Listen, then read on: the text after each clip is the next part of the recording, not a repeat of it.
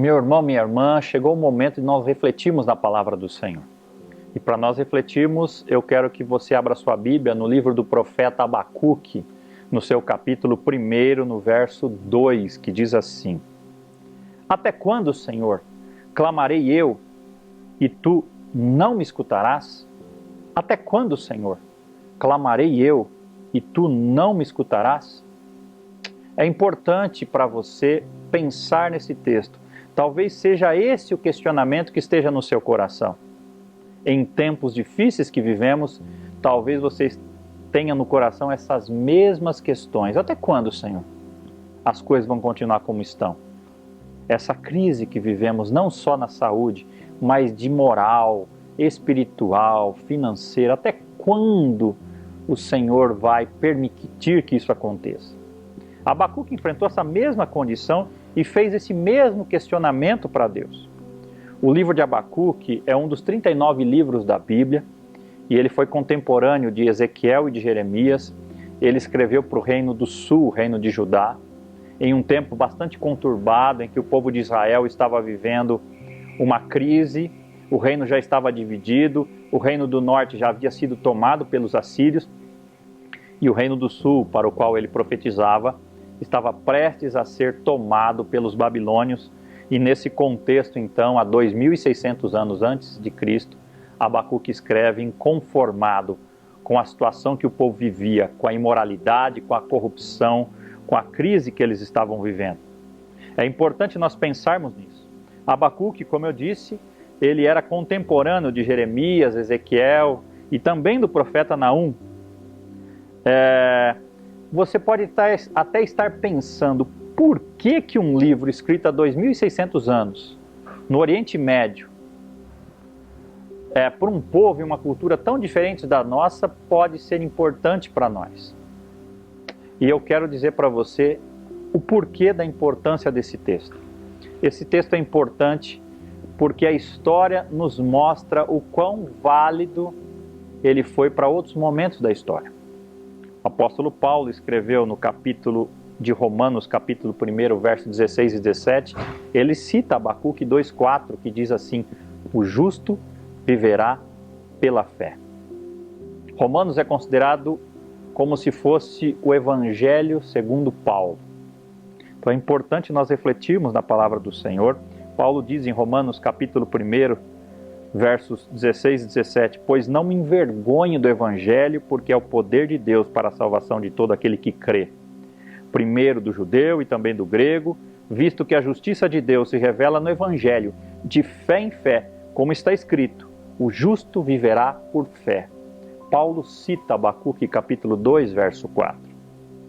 Ele ficou tão impressionado, Paulo, com esse texto, que ele cita novamente esse texto em Gálatas capítulo 3, verso 11, e também o autor de Hebreus, que segundo alguns também Paulo escreveu, também cita Abacuque capítulo 2, verso 4. Mas com o decorrer da história, nós percebemos a importância desse texto em outros momentos.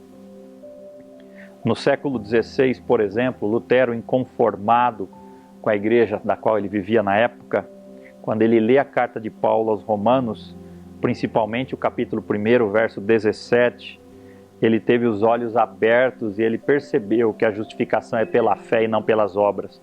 E aquilo trouxe uma mudança grande na história da igreja, porque no dia 31 de outubro de 1517, a reforma protestante, da qual temos a nossa origem, começou a partir de Lutero, porque Deus abriu os olhos dele para essa passagem de Paulo em Romanos 1,17, em que Paulo cita Abacuque capítulo 2, verso 4. No século XVIII também a Inglaterra enfrentava uma grande crise espiritual. As igrejas estavam vazias e os bares lotados.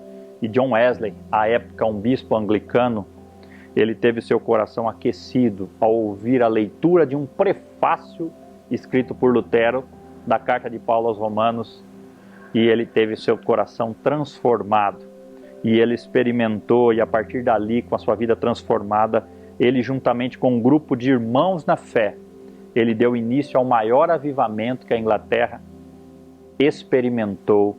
E a Inglaterra foi poupada dos efeitos da Revolução Francesa por conta disso que aconteceu. Não é preciso dizer mais nada da importância do livro de Abacuque. Mas o que ele tem a ver com você e comigo neste tempo. Talvez você tenha esse mesmo questionamento de Abacuque. Por que que o justo, o honesto, o simples, o Filho de Deus sofre? Por que que isso acontece com você? Você vê tantas pessoas que fazem coisas erradas e não acontece nada. Você vê tantos inocentes sofrerem. Você vê pessoas próximas de você padecerem, até serem levadas, morrerem por conta dessa crise de saúde. Outros sofrendo pela condição financeira. A desigualdade social, a corrupção, e a gente fica inconformado. Por que que Deus demora tanto para responder? Por que que o mal parece prevalecer sobre o bem? E talvez essa mesma questão que Abacuque colocou aqui, nós temos no nosso coração. Até quando, Senhor? E é difícil às vezes nós compreendermos o texto porque o nosso entendimento é limitado. Como pode um ser finito como eu e você compreender o infinito? A Bíblia diz em Isaías 55:5 que os pensamentos de Deus não são os nossos pensamentos, nem os vossos caminhos, os meus caminhos, Deus diz. Outra coisa que atrapalha a nossa compreensão é a nossa preconcepção de Deus. Nós projetamos um Deus segundo as nossas preferências. E Deus fala em Salmo 46, verso 10, aquietai-vos e sabei que eu sou Deus, serei exaltado sobre a terra. Então, às vezes nós queremos formatar Deus e colocar Deus numa caixinha e segundo nossa preconcepção dele. Mas Deus não é limitado ao nosso entendimento. Deus é Deus. Deus está fora do nosso tempo. Às vezes também o que nos limita a compreensão de Deus e do texto da Bíblia é o nosso imediatismo. Nós pensarmos que Deus parece estar sempre atrasado diante das nossas necessidades pessoais. E aí vem a pergunta, até quando, Senhor? Até quando? Até quando vamos viver essa situação? Até quando vamos sofrer com essa pandemia, com essa crise em todas as áreas do nosso país e do mundo? Talvez você esteja passando por isso. Há 1 ano atrás, praticamente, essa epidemia começou. Pensávamos que duraria pouco tempo e o tempo foi passando, a primeira onda foi diminuindo, veio a segunda onda muito mais forte e agora estamos sofrendo no nosso país com muitas mortes. E a pergunta surge no nosso coração mais uma vez, até quando? Até quando, Senhor? Até quando? E quando nós olhamos para o livro de Abacuque, os 3 capítulos do livro de Abacuque, pequeno que é, nós aprendemos, por exemplo, que Abacuque nos ensina a sermos homens e mulheres de oração. O livro todo é um diálogo do profeta com Deus, é uma oração. É o único livro da Bíblia apresentado desta maneira. Como profeta, Abacuque teve de alimentar e liderar o seu povo, mas antes teve de interceder pelo seu povo. Quantas vezes muitos de nós nos esquecemos desse papel tão importante de termos uma vida de oração? Essa é a primeira responsabilidade do cristão. Uma outra coisa que aprendemos com Abacuque é que ele nos ensina que nós podemos fazer perguntas para Deus. Você tem liberdade para perguntar qualquer coisa para Deus. Você deve desfrutar de uma amizade, de uma intimidade tão grande com Deus, a ponto de poder expressar francamente seus questionamentos, suas preocupações e suas dúvidas quanto aos caminhos que Deus está nos levando. E quando nós não obtivermos respostas, nós devemos correr para Deus em busca da sua sabedoria. E Abacuque fez perguntas específicas para Deus.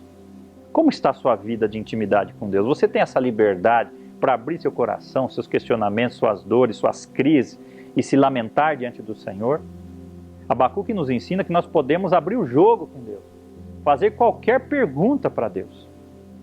Mas Abacuque também nos ensina o maior princípio que aprendemos com ele é a confiança que ele tem em Deus. Ele sabia que ele não estava no controle da situação, assim como também eu e você não estamos no controle da situação. Ninguém tem o controle a não ser Deus. Ele esperou em Deus e Deus o respondeu. Quando o Senhor finalmente se pronuncia, Abacuque teve de confiar em Deus. Certamente ele não havia compreendido, num primeiro momento, o plano de Deus. E em essência, quando nós lemos o final do texto de Abacuque, ele termina, parafraseando para nós, com a seguinte frase: apesar de eu não compreender o que está passando, de nada estar acontecendo do jeito que eu gostaria, ainda assim eu confiarei na sabedoria de Deus. E eu quero tirar com você 3 lições desse texto para nós concluirmos esse momento. A primeira lição que Abacuque nos ensina é: aprenda a ouvir. Ouvindo, conquistamos o direito de sermos ouvidos. Quando nós lemos o capítulo 1 de Abacuque, dos versos 1 ao 11, nós descobrimos que nós precisamos aprender a ouvir Deus, a ouvir a Deus. Não é à toa, meu irmão, minha irmã, que nós temos 2 ouvidos e apenas uma boca. Abacuque nos ensina que antes de qualquer coisa, precisamos ser bons ouvintes. Nos primeiros 4 versículos desse livro, o profeta clama para que Deus responda as suas perguntas e depois ele aguarda, ele ouve o que Deus tem a dizer e ele continua ouvindo. Ele discute com Deus, mas sabe que os verdadeiros cristãos conquistam o direito de falar quando param para ouvir. E quando ouvem, eles ganham algo muito mais valioso do que o privilégio de falar. Pense sobre isso. Enquanto você fala, nada do que você diz irá ensinar você qualquer coisa. Somente quando você ouve a Deus e aos outros, você ganhará compreensão. Por isso a primeira lição é: aprenda a ouvir. Ouvindo conquistamos o direito de sermos ouvidos. É só ouvindo que nós aprendemos. É só ouvindo que nós compreendemos. Enquanto falamos, nós não aprendemos nada. Nós aprendemos quando ouvimos. Abacuque nos ensina: é preciso ter um tempo de ouvir Deus falar. Às vezes falamos com Deus, mas nós não temos um tempo de esperar para ouvir Deus falar. Uma segunda lição: você precisa aprender a esperar. Enquanto nós esperamos, Deus está trabalhando em nós. Abacuque capítulo 2, verso 1 a 20, fala sobre isso. Se você observar o capítulo 2, você vai ver lá no verso 1 a 4, por-me-ei na minha torre de vigia, colocar-me-ei sobre a fortaleza e vigiarei para ver o que Deus me dirá e que resposta eu terei à minha queixa. O Senhor me respondeu e disse: escreve a visão, grava sobre tábuas, para que a possa ler até quem passa correndo, porque a visão ainda está para cumprir-se no tempo determinado, mas se apressa para o fim e não falhará. Se tardar, espera-o, porque certamente virá, não tardará. Eis o soberbo, sua alma não arreta nele, mas o justo viverá pela fé. É importante nós olharmos para esse texto e tirarmos essas lições. Nós precisamos aprender a esperar. Abacuque se colocou na torre de vigia e esperou, e enquanto ele esperou, Deus trabalhou no coração dele. Abacuque nos ensina que os verdadeiros cristãos devem aprender a apreciar o tempo de espera antes de obter respostas. Nós somos muito impacientes. Nós precisamos aprender a esperar em Deus. Salmo 40 diz assim: esperei confiantemente no Senhor, e Ele se inclinou para mim e ouviu quando clamei por socorro. É preciso saber esperar. No capítulo 1, a postura do profeta é de ouvir. No segundo capítulo, a postura do profeta é esperar. Deus apresenta no capítulo 2 5 ais a Abacuque, descrevendo o seu profundo desgosto com o povo e com as atitudes que o povo estava tomando. Mas se Deus é soberano e reina sobre todas as coisas, então por que ele não usou seu profeta para efetuar justiça imediatamente? Você pode ter essa pergunta. E a resposta parece ser esta: enquanto Abacuque esperava, Deus realizou uma tremenda obra em seu coração. Antes de Deus liderar o mundo, Ele primeiramente deseja liderar os seus liderados. Abacuque aprendeu pelo menos 4 lições quanto à liderança de Deus no mundo. Nem tudo o que acontece está de acordo com os desejos e anseios de Deus. Nem tudo o que está acontecendo no mundo está de acordo com os desejos e anseios de Deus, embora seja permissão dele. Nada do que acontece passa despercebido por Deus. Ao final, tudo o que acontece será tratado com justiça. Nada do que acontece deveria nos desviar da nossa fidelidade com Deus. E eu termino com a última lição. Abacuque nos ensina no capítulo 3, aprenda a confiar. Deus tem o melhor para nós. Quando Abacuque compreende a soberania de Deus no mundo, ele torna-se capaz de seguir com confiança e equilíbrio. Antes, Abacuque estava perplexo, mas agora, no capítulo 3, ele está em paz. Antes, ele se sentia confuso, mas agora, no capítulo 3, ele se sente satisfeito. Antes, ele sentia-se com medo. Agora, no capítulo 3, ele tem fé no futuro que Deus planejou, porque Deus tem o controle. Qual foi a coisa que mudou no coração de Abacuque? Foi a sua perspectiva, foi a forma que ele enxergou as coisas. Abacuque conclui seu livro com uma retumbante e magistral declaração de seu compromisso com Deus. Ele se compromete com Deus, com a visão de Deus e com o destino da nação que Deus tinha dado. Não obstante o que havia acontecido, ele confiaria no processo no qual Deus tinha colocado ele. Esse é o tipo de atitude que faz com que os verdadeiros cristãos tenham sucesso. Uma vez que assumimos esse tipo de compromisso, Deus dará recursos, sabedoria e as pessoas necessárias para que seu plano seja executado. Quando os verdadeiros cristãos se comprometem dessa maneira, eles permanecem firmes apesar das circunstâncias adversas.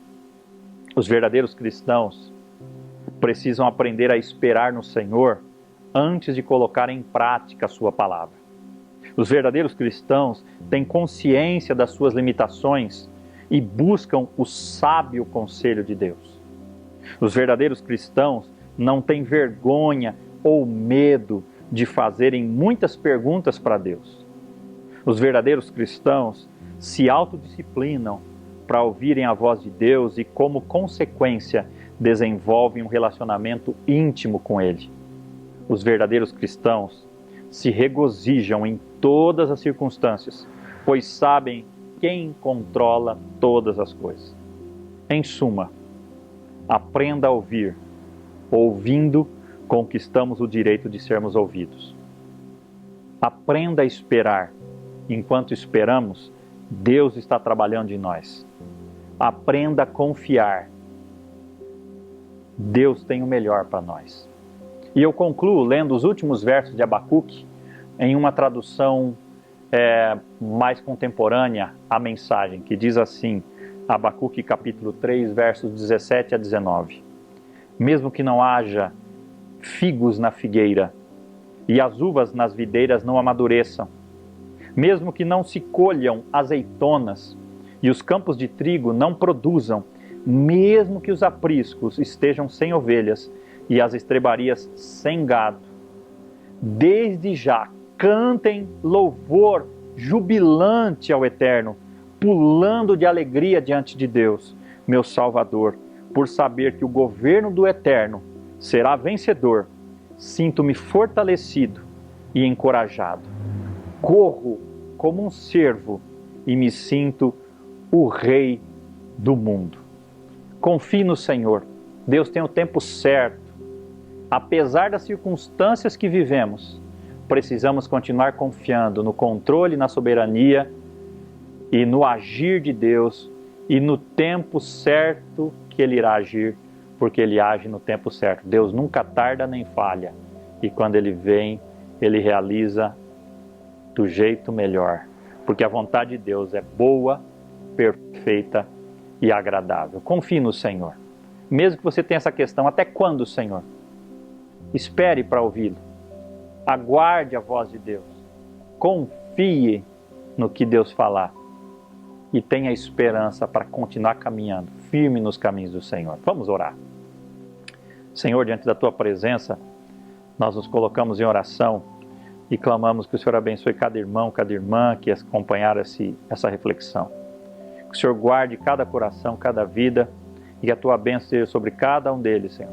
E ensina-nos a saber confiar, a esperar no Senhor, a ouvir ao Senhor, a colocar toda a nossa confiança no Senhor e saber que o Senhor está no controle de todas as coisas e que o Senhor sabe tudo o que vai acontecer e porque Sua vontade é boa, perfeita e agradável. Consola cada coração, cada vida.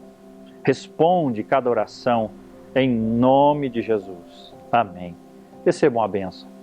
Que a graça do nosso Senhor e Salvador Jesus Cristo, o amor de Deus o Pai e as consolações do Espírito Santo estejam com todos os irmãos, desde agora e para todos sempre. Amém. Deus te abençoe.